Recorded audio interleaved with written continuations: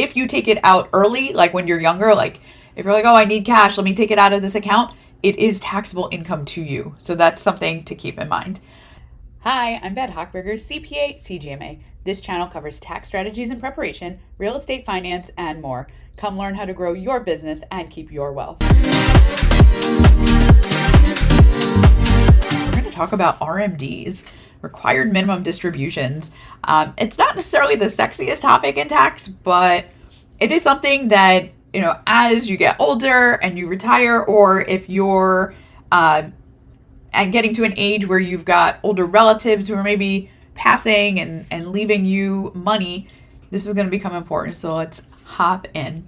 So these amounts are minimums that a taxpayer has to withdraw or take out every year from certain types of retirement accounts once they hit a specific age. Now, the thing here to keep in mind is these are considered taxable income, and that really doesn't matter what age you are. So if you have a IRA, a SEP, a simple, right? Any of those kind of, I was going to say traditional retirement accounts, but they're not like so traditional because they didn't used to always exist, but I feel like they're kind of commonly known, right? So if you have an IRA, or if you worked and you have a 401k, a 403b, one of those types of plans, if you want to take money out of those plans, it's considered taxable income. So that, I think, is something that maybe not everyone understands. And if you take it out early, like when you're younger, like if you're like, oh, I need cash, let me take it out of this account, it is taxable income to you. So that's something to keep in mind. Now, when are they required, right? The R of the RMD. So this changed with the Secure 2.0 Act, but it's now when you turn 73, the following year you have to take the RMD by April 1st. So if you turned 73 in 2024, you needed to take that RMD by April 1st of 2025. If you're turning 73 in 2025, you have to take that RMD by April 1st, 2026. Now, after that first year, you just have to take it by December each year.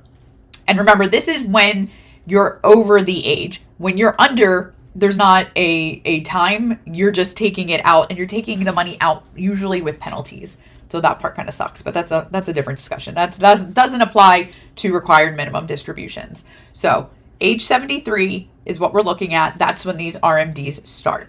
Now, the interesting thing is if you have a Roth account, right? Roths are a little bit different.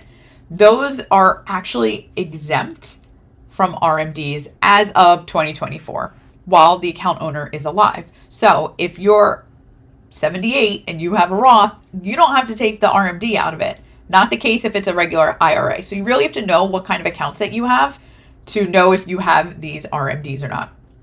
So how do you know how much you need to take out? Well, that's a great question, and I don't really have an answer. The reason is there's a whole actuarial table behind these calculations. It's based on life expectancy. You can, if you really want to geek out on this stuff, you can go look into it. It's not really in the CPA realm of figuring out how much do you take. Usually what happens is if you've got an IRA with a big financial firm, they'll tell you how much you need to take out. You're not expected to know, and don't ask your CPA because we probably won't know either how much you're supposed to take out, but it is based on how old you are and your life expectancy. Now, what happens if you don't take it? Well, there's a big penalty. So failure to take an RMD by the deadline results in a 25% excise tax on the amount not withdrawn. So you're just paying more taxes. And that rate can get reduced if you fix it within 2 years. It drops down to 10%. So if you're like, oops, I forgot, or for some reason, whatever financial firm is holding your RMD, or not your RMDs, but your retirement accounts, if they don't remind you, usually they do, but once you hit 73, 74, start thinking about oh, I think I'm supposed to take money out of my retirement accounts and be a little proactive so you can skip paying these penalties and these taxes, because if you don't need to, why should you pay extra?